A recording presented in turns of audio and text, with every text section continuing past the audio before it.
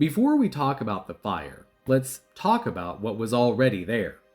Across American cities, standing in plain sight, mooring stations, built from natural stone and concrete, solid, grounded, permanent, designed by people who understood exactly what they were building and exactly why the materials mattered.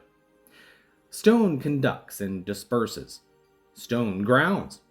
The original builders knew this. Then came the modern adaptations.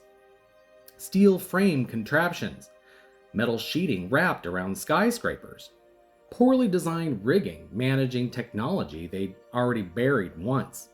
What could possibly go wrong? The dirigible wasn't new technology in 1937. It was one of the last surviving relics of a transportation age that had already been systematically dismantled.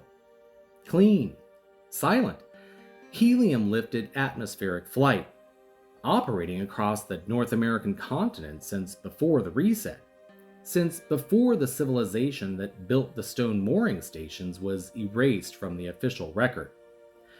By 1937, the industry was a remnant, a ghost of what had existed.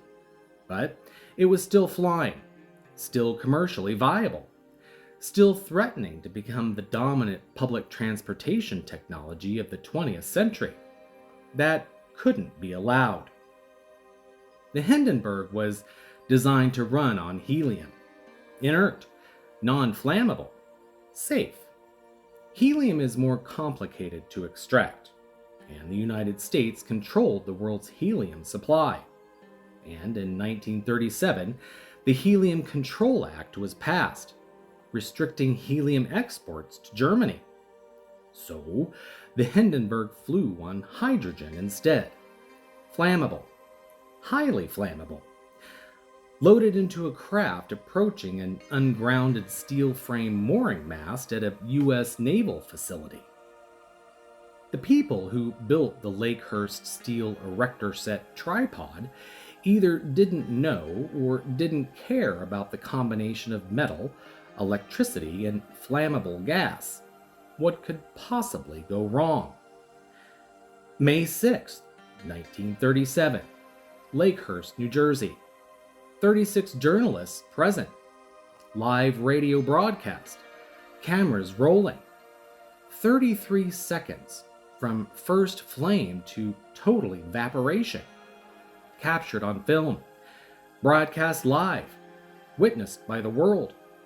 36 dead, and industry died with them. Oh, the humanity!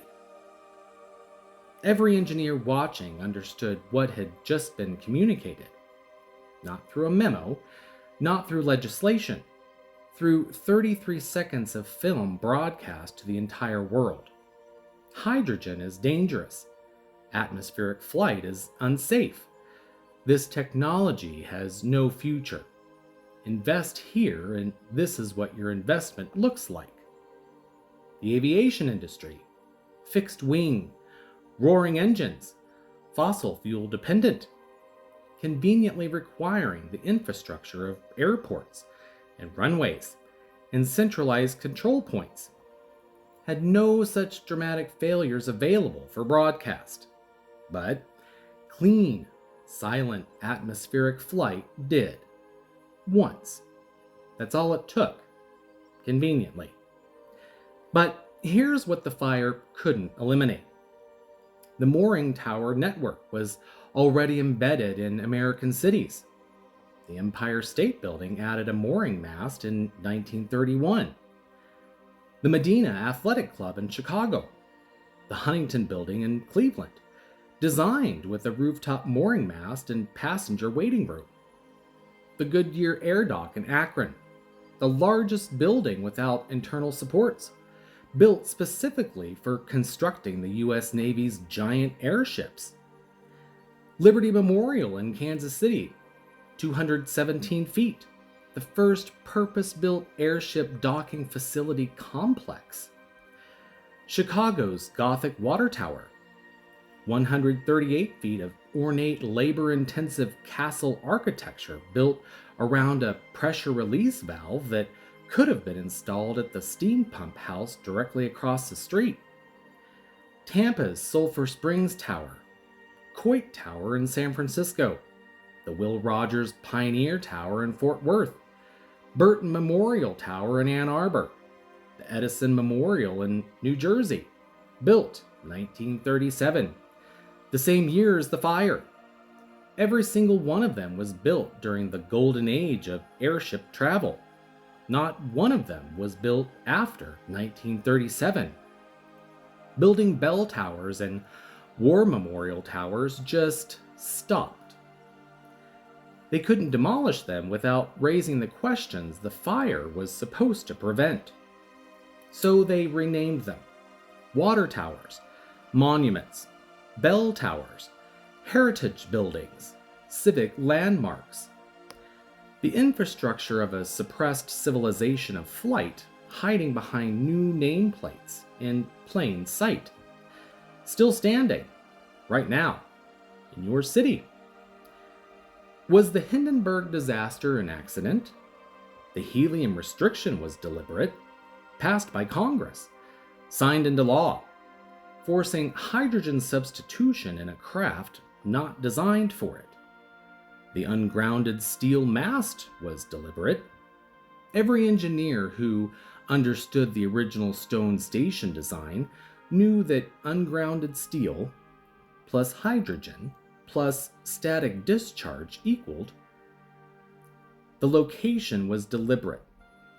A U.S. naval facility, military controlled, military managed, 36 journalists already on site, to document a craft that had made 10 previous trips to the U.S. and had been in service for already a year. You don't need a match when you've already built the perfect conditions for a fire. What could possibly go wrong? Aurora gave them the template. Magenta gave them the label. The Hindenburg gave them the funeral. The elimination of a technology broadcast live to the world as a tragic accident. The clean, silent, luxury sky age of travel was over. Officially, permanently, by design. But 1 year later, they needed the public's mind pointed somewhere else entirely, away from what had just been exterminated and what that extermination meant. So they turned on the radio.